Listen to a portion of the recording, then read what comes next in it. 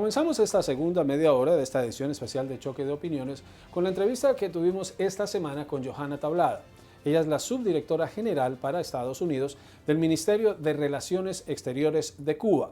Hablamos sobre las sanciones, sobre lo que se ha visto en el mundo, de lo que ocurre en la isla. Esta fue nuestra conversación. Y nos vamos hasta La Habana, en Cuba. Allí, desde las oficinas de CNN, nos acompaña Johanna Tablada, subdirectora general para los Estados Unidos del Ministerio de Relaciones Exteriores. Johanna, gracias por acompañarnos. Primero, estamos a 21 de julio. ¿Cuál es el panorama que se vive hoy en la isla a 10 días de que iniciaran estas protestas del 11 de julio? Buenas tardes, Juan Carlos, y buenas tardes a los televidentes de CNN en español. Mira, en La Habana realmente todo está tranquilo, en Cuba todo está tranquilo, la vida ha seguido transcurriendo normalmente. Por supuesto que el 11 de julio fue un día inusual en la vida de nuestro país y eso nos ha llevado a distintas reflexiones. Lo que sí es cierto es que desde el mismísimo día 11, desde el día siguiente al día 11, en las ciudades de nuestro país amanecieron como el día anterior. Las personas fueron a trabajar, las calles estaban abiertas y muchos cubanos que veían a lo mejor las imágenes que se proyectaban en otras partes del mundo, se preguntaban intrigados por qué se estaba hablando de disturbios continuados durante una semana en que reinó la paz en Cuba. Aun cuando en el debate público en Cuba y en otras partes del mundo se continuara hablando de lo que había ocurrido, lógicamente, el día 11 de julio. Este martes, en la Cámara de Representantes en Washington, hubo una audiencia sobre la situación en Cuba. Allí representantes de Human Rights Watch, organización no gubernamental de defensa de derechos humanos, de organizaciones como Cuba Decide, hablaban sobre los testimonios que habían recogido.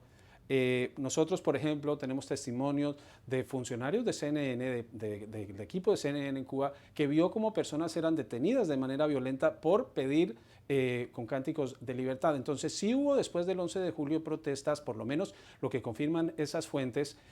Lo que me está diciendo Johanna es que solo hubo protestas el 11 de julio y no hubo más, y que lo que ha salido de la isla no es cierto. Mira, nuestro país se encuentra en este momento bajo un acto de agresión de lo que se conoce como guerra no convencional de cuarta generación. Y no es Cuba el primer país en el cual se divorcian completamente la realidad de lo que está pasando en un país con la imagen que se construye deliberadamente sobre ese país. Y con poquito tiempo que tengo yo creo que lo puedo explicar. Es decir, está comprobado por los analistas internacionales, no solo por nosotros, que lo detectamos muy rápidamente en los días antes al 11 de julio, sino por expertos de Europa, de los Estados Unidos, de América del Sur, que hubo un movimiento en redes digitales absolutamente inusual, típico de operaciones de este tipo, de comunicación digital y guerra de desinformación, que estuvo moviéndose en el preludio a los acontecimientos y que aún cuando este movimiento en redes tiene un reflejo en la realidad con los disturbios que se viven en distintas partes del país, el día 11 de julio los disturbios terminan. Por supuesto que hay detenciones, el público en Estados Unidos y en otras partes del mundo quizás no ha tenido la oportunidad de ver suficientes videos de las manifestaciones que no fueron pacíficas, aunque el gobierno de Estados Unidos sigue hablando de que apoya a los manifestantes pacíficos. Es verdad que hubo protestas pacíficas, pero también es verdad que hubo disturbios vandálicos muy violentos. Se tiraron piedras contra hospitales, se vandalizaron tiendas en varias partes o en distintas ciudades del país y se agredió a personal del orden. Las imágenes que muchas veces se ve es cuando el policía detiene o usa la fuerza para detener una persona, pero pocas veces, precisamente por esa misma maquinaria que está trasladando una imagen de caos, de desestabilización y de violencia y represión, no se pone qué estaba haciendo la persona que ese policía ha detenido. Nosotros tenemos policías heridos, no hay los muertos que se han dicho toda la semana que ocurrieron en Cuba. Es mentira que hubo personas baleadas en la calle, es mentira que ha habido personas torturadas, es mentira que hay desaparecidos, no importa lo que diga Human Rights Watch, una organización que tiene una larga trayectoria de acompañamiento a la política de desestabilización contra Cuba. Estados Unidos ha trabajado 60 años y más para tener un día como el del 11 de julio, aun cuando fracasara en que se produjera el levantamiento popular, no importa cuántos headlines o cuántos titulares pueden haberse creado, en muy pocas horas se notaba que no había un levantamiento popular en el país. El día lunes recuerdo que conduje por varias partes del país, incluso el propio domingo, en que muchas personas como yo salimos a la calle también a expresar que teníamos una lealtad al proceso revolucionario y que no importa cuáles sean las motivaciones que condujeron a distintas personas a manifestarse, en algunos casos fueron resultados y no se puede divorciar por mucho que lo intenten. La responsabilidad de Estados Unidos con esto, primero por la operación que montó con dinero del gobierno de Estados Unidos, de la USAID, y que han puesto los presupuestos del Departamento de Estado. Son fondos que cada año aprueba el Congreso, nunca por menos de 20 millones para lograr una transición hacia la democracia en Cuba, que es como se le llama a los programas de cambio de régimen.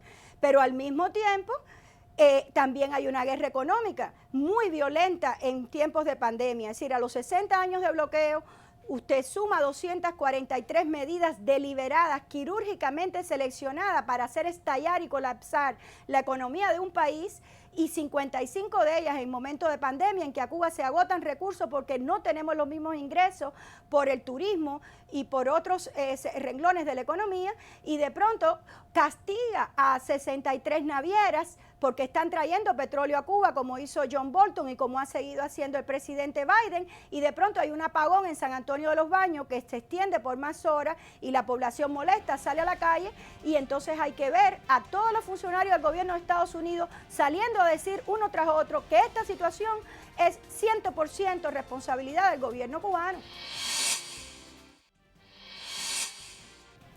Hubo protestas en Chile, hubo protestas en Colombia, hubo actos, protestas pacíficas y hubo actos de vandalismo, y señalaron a Cuba de estar detrás de esas protestas. Ahora hay protestas en Cuba y ustedes señalan a Estados Unidos. Yo quiero citar lo que dijo el presidente Díaz-Canel. Dijo: de los disturbios tenemos que sacar experiencia, también tenemos que hacer un análisis crítico de nuestros problemas para poder actuar y superar y evitar que se repitan. No haga acá un fenómeno en el que no se acepta la responsabilidad de lo que pasa y es más fácil culpar a otro que asumir responsabilidad propia. Y una pregunta puntual: ¿cuántos detenidos ha habido hasta el momento por las protestas? Porque esa cifra oficial no ha sido publicada. Mira, me hacen una pregunta que es muy oportuna.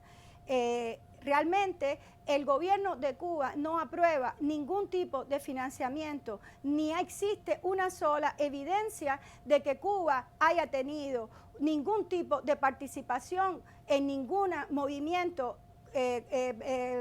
social o político en países extranjeros.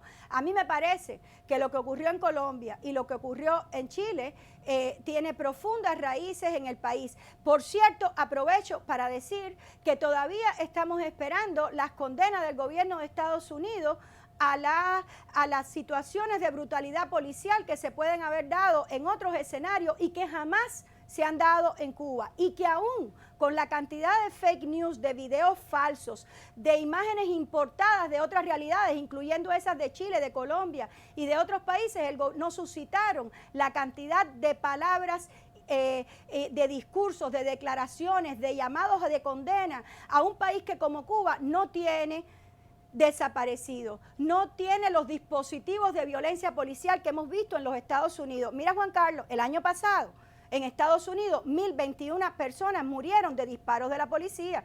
¿Qué país del mundo se le ha ocurrido decir que hay que intervenir a Estados Unidos, o que hay que condenar a los policías de Estados Unidos, o que hay que ir a hacer una auditoría, o que Estados Unidos es un estado fallido porque tiene 600.000 muertos por la COVID que podían haber sido evitados, como ha dicho el presidente Biden tantas veces al referirse al desempeño irresponsable de su predecesor? ¿Cuántos detenidos ha habido durante las protestas y cuál es en dónde se encuentran ahora? Mira, Mira, Juan Carlos, yo trabajo en el Ministerio de Relaciones Exteriores y sí te puedo decir categóricamente que en mi país no hay desaparecidos. Eso es una campaña absolutamente infundada. Como mismo también reconozco que hay detenidos. Ayer se pasó un programa en la televisión cubana en el cual comparecieron el vicefiscal de la Fiscalía General de la República y también creo que fue el subdirector del Departamento de Investigación Criminal, y ellos dijeron que habían detenido. Muchas personas fueron liberadas el mismo día en que fueron detenidas. Muchas no fueron detenidas porque se realizó una protesta, estaban haciendo una protesta pacífica y hay imágenes que lo demuestran, la policía dejando pasar a personas que caminaron por el Prado o por otros lugares.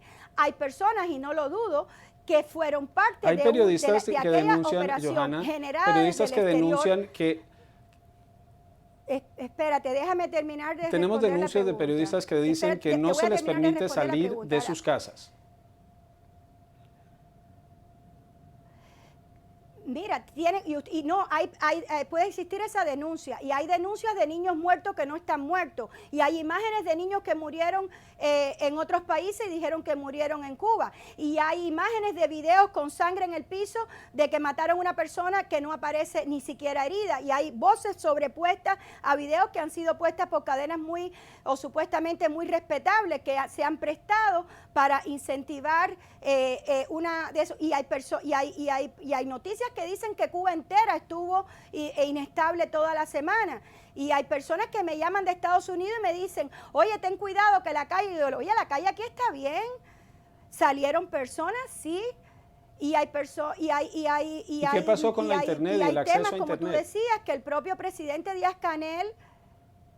Mira, la internet, es verdad que hubo días que hubo interrupciones en la internet, pero aquí la noticia más grande que hay con internet es que contra Cuba se está haciendo un golpe blando, que las grandes compañías que tienen que ver han violado sus propias regulaciones y las operaciones que normalmente ellos alertan y censuran no funcionaron. Ni el Twitter seguro funcionó para Cuba, ni las campañas de desinformación. Por ponerte un ejemplo, el jueves y el viernes yo vi en CNN al gobierno de Estados Unidos lamentando la campaña de desinformación que hay sobre su programa de vacuna. Imagínate cómo nos sentimos los cubanos cuando vemos al presidente de Estados Unidos y a la vocera de la Casa Blanca ignorar completamente el desempeño de Cuba en la salud pública, ignorar completamente el desempeño de Cuba en el área de la vacunación, el mismo día o unas horas después en que todos los periódicos del mundo, incluyendo los estadounidenses y las organizaciones de salud multilaterales,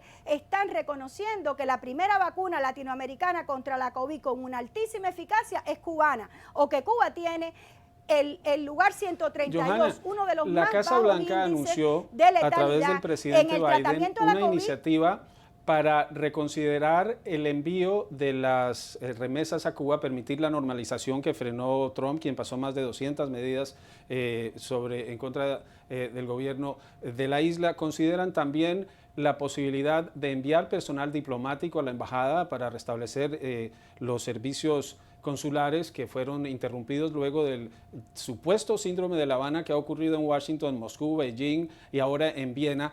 Y también dicen sancionar a funcionarios. ¿Cómo reciben ustedes esta iniciativa que tuvo el respaldo hoy del senador Robert Menéndez, presidente de la Comisión de Relaciones Exteriores? Mira, pocas personas le han hecho más daño a Cuba que el senador Bob Menéndez a lo largo de su historia. Es uno de los redactores de la ley colonial Helms-Burton.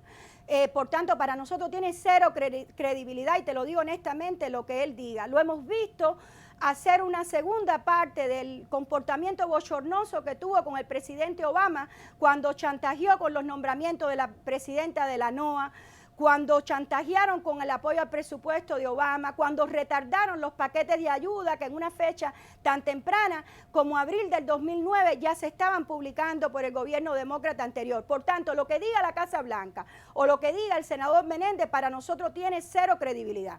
La Casa Blanca dijo que estaba revisando la política hacia Cuba. El presidente Biden dijo que iba a aliviarle el sufrimiento al pueblo cubano por las medidas criminales del presidente Trump en tiempo de pandemia. Sin embargo, los hechos demuestran otra cosa.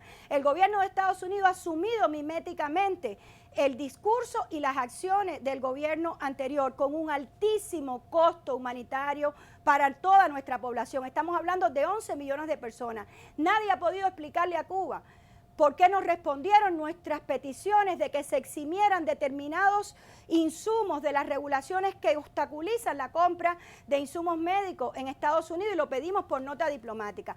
Nadie ha podido explicarle al pueblo cubano por qué, si una de las primeras órdenes, Juan Carlos, del presidente Biden fue revisar las medidas unilaterales de Estados Unidos, las sanciones que limitaban la capacidad de los estados para enfrentar la COVID, en ese análisis se liberaron algunas sanciones para otros países, y la población cubana, que estaba enfrentando con excelente desempeño la pandemia, con buenos indicadores, aun cuando tenemos ahora un pico en esto que no se compara para nada, ni supera ni mucho menos los que han vivido y en los cuales este país se ha comportado con mucha solidaridad. Es muy triste para los cubanos ver el tratamiento de irrespeto, de falta a la dignidad a las personas, de desprecio por el desempeño del sistema de salud pública de Cuba y de su población. Y es muy feo y muy triste ver que a Cuba se le deja fuera de todos esos ejercicios, y de contra hay que escuchar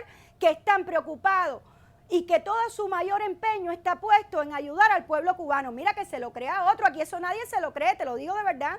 Ni mis vecinos, ni mis hijos, ni las personas que nos conocen. No se puede reconciliar ese discurso con las acciones que en la práctica nos volvieron a poner en la lista terrorista, y en 15 días Cuba perdió 30 bancos y perdió proveedores de medicamentos, y nos quedamos con insuficiencia de medicamentos. Ninguna madre cubana tendría que estar escogiendo si tiene el antibiótico o el país tiene que comprar una medicina para una terapia intensiva por la COVID. Esas son cosas inmorales, esas son cosas inhumanas, y esas cosas inhumanas e inmorales son las que el gobierno de Estados Unidos le está haciendo a Cuba.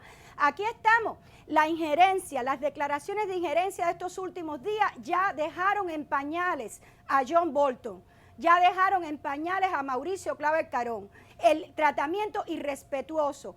No hay nada que nos haya unido más a los cubanos que la lucha por nuestra independencia, que alcanzar nuestra soberanía y ejercerla, que tratarnos de desarrollar a nuestra máxima capacidad, y la amenaza más grande que ha tenido este pueblo ya saben de dónde viene. Entonces, ahora mismo podrán adueñarse por razones, porque aquí hay un tema electoral, ese chantaje con un solo voto de diferencia en el Congreso de Estados Unidos tiene que ver con un tema también electoral. Y si los sectores más reaccionarios y extremos que no representan a nuestra emigración, la mitad de la emigración cubana votó por Biden, casi la mitad, 2-3 puntos de diferencia.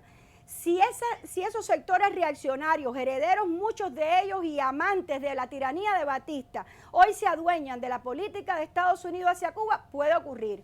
Puede ocurrir incluso que se adueñen de la política en Washington, que presionen a sus colegas para que hagan declaraciones en contra del levantamiento del bloqueo que 184 países pidieron hace solo una semana, aunque anden corriendo desesperados los funcionarios del Departamento de Estado ahora para obtener una declaración con 4 gatos para tratar de condenar a Cuba, porque los países no ven lo que Estados Unidos quieren que vean.